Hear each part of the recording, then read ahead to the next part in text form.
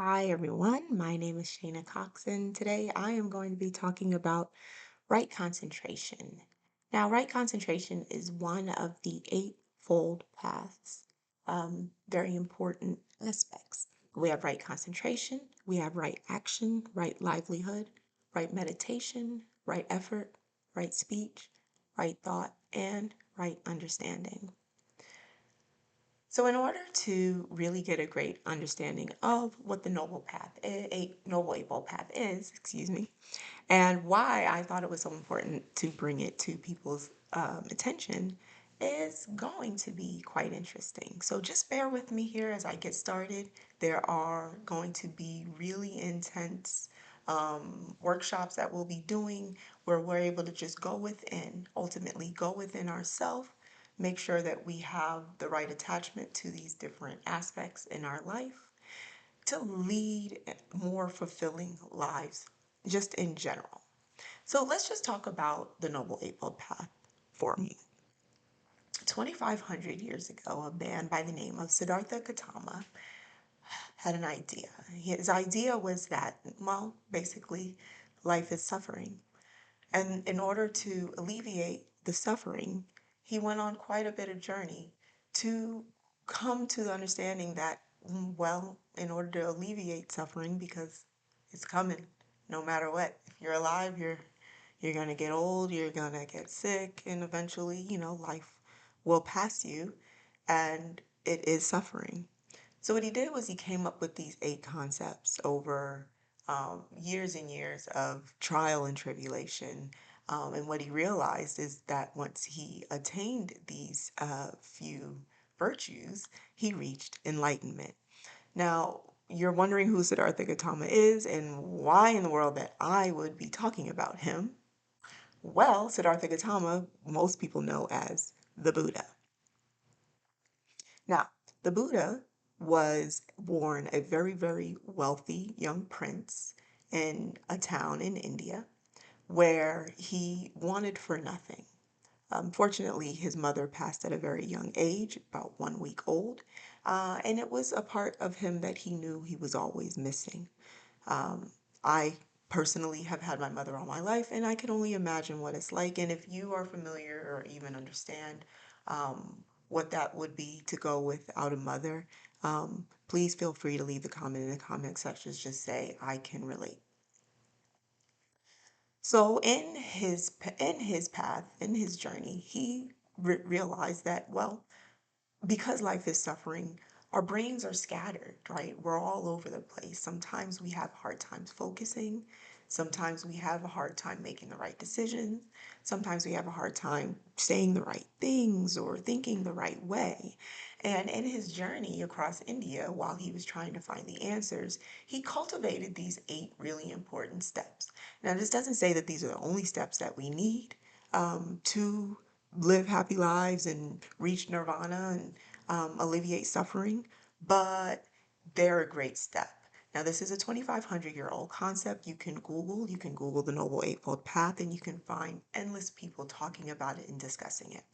For me, I wanted to create a children's book that made it simple, very simple, because it is a simple concept for anybody to understand. And that will be linked here in my YouTube, and you're more than welcome to grab it. Or if you just kind of want to do a little overview of the Noble Eightfold Path for yourself and see how it applies to your life, I freely ask you to do so. Again, the purpose of this for me and taking on this journey was to create a better world. And how do we do that? By each individual first going within themselves. We'll get more into that, but I want to really just give you the overall principles of the Noble Eightfold Path. It gets really deep, it gets really, really intricate, but this again is a surface level understanding that's just applicable. You can apply it today. You can apply it right now in your life. And the beautiful part about it is that you get to see and you get to decide where you are on that path. I'll go a lot more into my personal experience and how this relates to my travels and the things that I've seen and all that I understand. But we'll first go ahead and just go through the Noble Eightfold Path. Today we'll start with right concentration and we'll just kind of break down some information about what it actually means.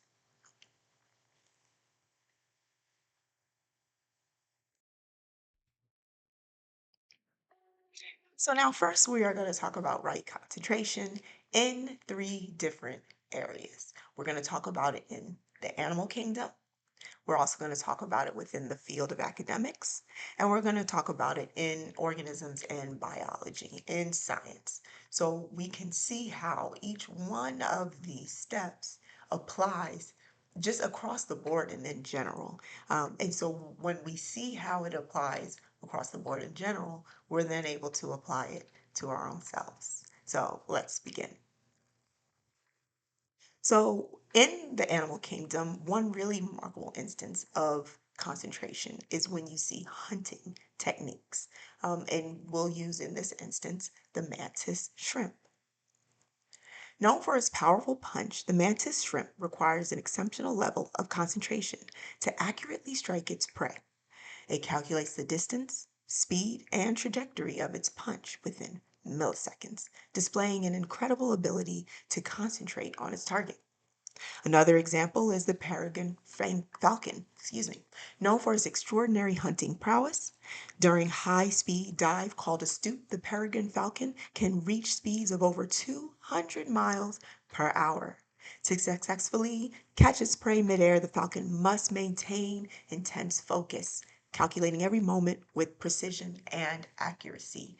That is concentration. Additionally, the octopus demonstrates impressive concentration abilities. These intelligent creatures possess highly developed brains and remarkable problem-solving skills. Their ability to camouflage themselves by changing color, texture, and pattern requires intense focus and concentration to match their surroundings perfectly, allowing them to hide from predators and ambush prey effectively. Again, that is just within the animal kingdom. I have a cat around here somewhere who she could blow all of these guys out of the board with the way she's able to concentrate. Next, we're just going to talk about concentration in the field of academics. Now, research and data analysis is a really important part of science. Everything that was done by scientists has to go through peer reviews and time and years of focus and just deep, deep deep dives into the field that they are studying. That takes concentration. Just being in your classroom and having to focus for a test takes concentration. Studying and memorization.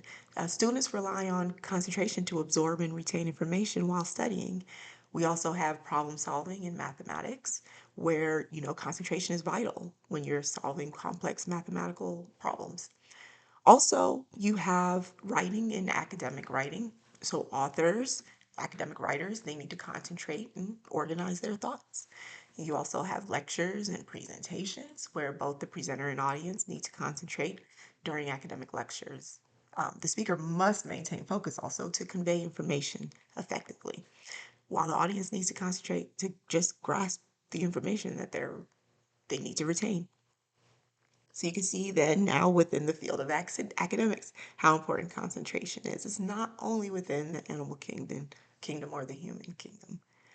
And then we have right concentration within organisms and in biology. This is important because this is how we function. This is how the world goes around. We have cellular processes, right, within cells. We have sensory perception. Many of our organisms exhibit heightened concentration in their sensory abilities. For instance, a bat's echolocation requires acute concentration to interpret and respond to returning sound waves, enabling it to navigate and locate prey in complete darkness. That's concentration. We also have migration and navigation. Various species like birds and insects and marine animals, they navigate across vast distances, right? Also, we have feeding and hunting behaviors. Predators and herbivores display remarkable concentration while hunting and foraging. Consider the precision of which a spider weaves its web, or how a lion stalks its prey. These actions demand intense focus, timing, and coordination to secure food. Now, concentration in biology spans from the cellular level to the complex behavioral adaptations, ensuring our survival and survival of all species. So, reproduction, adaptation to the environment, it's fundamental, and it's a fundamental aspect of biological systems across all scales of life. Oh. So when it was time for me to write Calmness to You, I was definitely dealing with a lot of issues.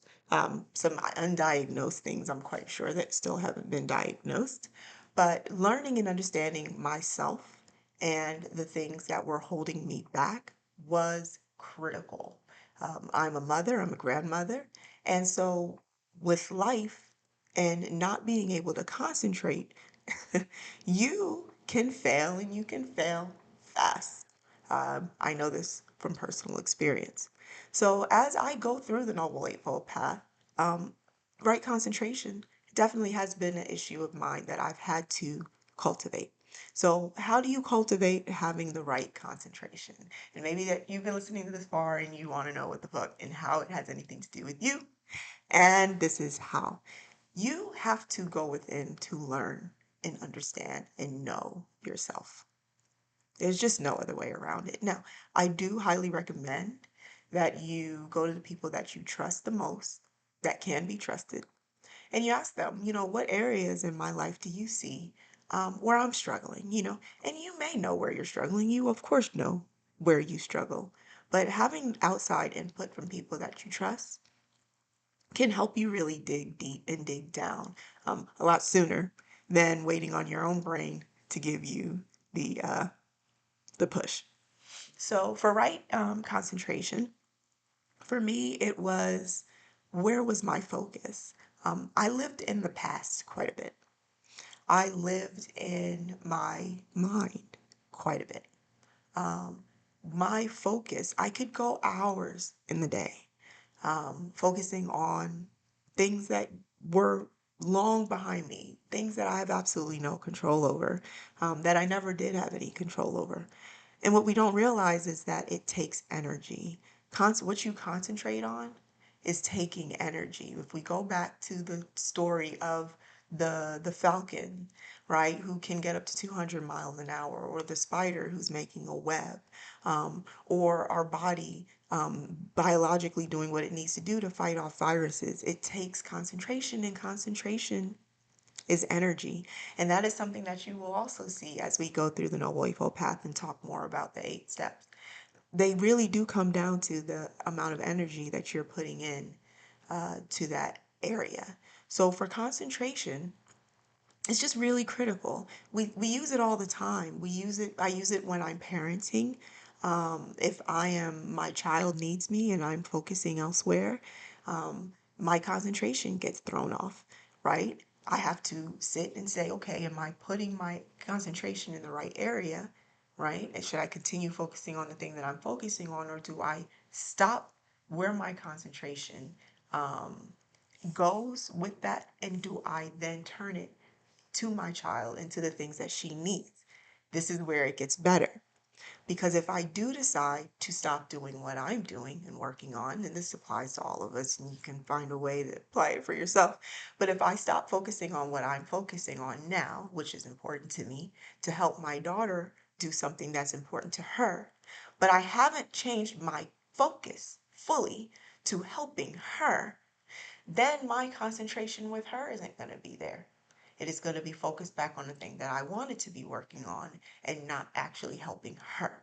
And here's the key, and here's the trick and the conundrum behind it. What type of energy do you think I'm now giving to my daughter? It most likely won't be my full attention. It most likely won't be the energy that she deserves. And it most likely wouldn't be the energy that I would want anyone to give me, secondhand, because they were focused on something else. So just having a general understanding of how concentration works and how important it is, it's like an arrow that points you in the direction that you're going. And if you're concentrating back in time, if your concentration is not there, if you have no concentration whatsoever, then this is an area that you want to stop and say, let me take the time to figure out who I am, what I'm doing. Is this right? Am I benefiting myself? Am I benefiting the people around me? Because ultimately, if you do master concentration, I really do believe you can do anything.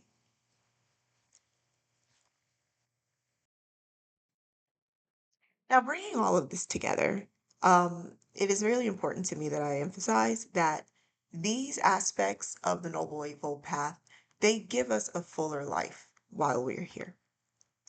They help us discover our purpose, whatever that might be. And it's a beautiful, beautiful opportunity. Again, your purpose could be to go off and climb the Himalayas. Your purpose could be to write a book. Your purpose could be to bask in the love and beauty that is your family and the limited time that you have on this planet. Again, you get to decide. But in that, make sure to fully embrace it all by having the right concentration. Okay. And as you cultivate the right concentration, because it is a cultivation, it is a process, it is not just gained overnight. As you cultivate the process, you learn so much about yourself. You learn so much about your true hopes are, your true dreams, what no longer serves you. Because ultimately, this life and this existence is limited. We will all one day meet our end on this planet as a living, breathing being. And it's a beautiful, beautiful existence. It should be a beautiful existence, and should be a beautiful existence for everyone on this planet. So for me and my goals and my passion to create a better world, I understood that first and foremost, I had to go within myself to do it. And starting with the Noble Eightfold Path has been a bit of a fast forward to getting there. So if you're really serious about getting yourself together, again, this isn't for you pointing the finger at anybody else. You may know someone who could utilize it. You may know somebody who's looking for a tool. The Noble Eightfold Path is amazing.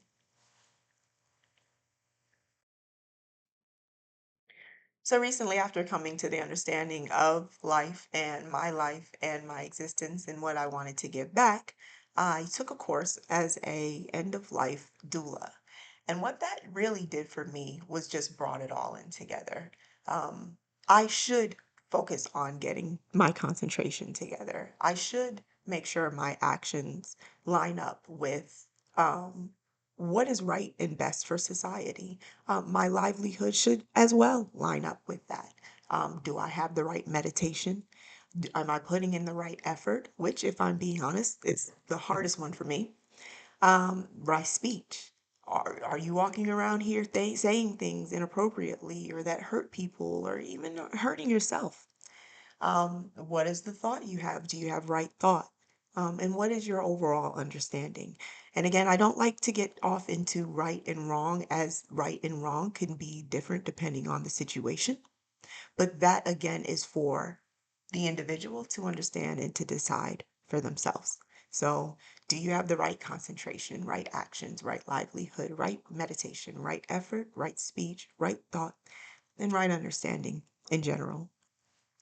And I also want to bring this in quickly to another aspect that I will be going into throughout my channel. And I'll just be talking about the overall organizational skills that we have. In order to get the Noble Eightfold Path and get a deeper understanding of the different aspects of it, like concentration and effort and actions, you have to make sure that your physical space, not just your mental space, but your physical space is not overly cluttered. This is another one that I could stand on a rooftop and preach about. Where are you emotionally, mentally, and physically? At one point in time, as a mother, I was a hoarder. My daughters can attest to you that their house, their bedroom was full of clothes all over the floor. I mean, everywhere. There were no bugs and stuff like that, but just clothes. And as much as I wanted to attack that pile of clothes, those piles of clothes, and as much as I wanted to get rid of it, I couldn't because it was representative of where I was emotionally and mentally.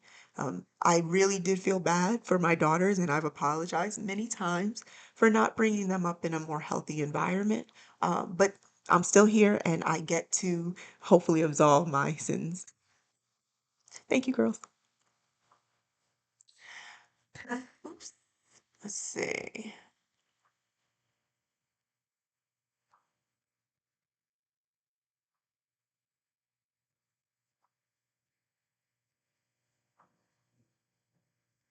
Where was I?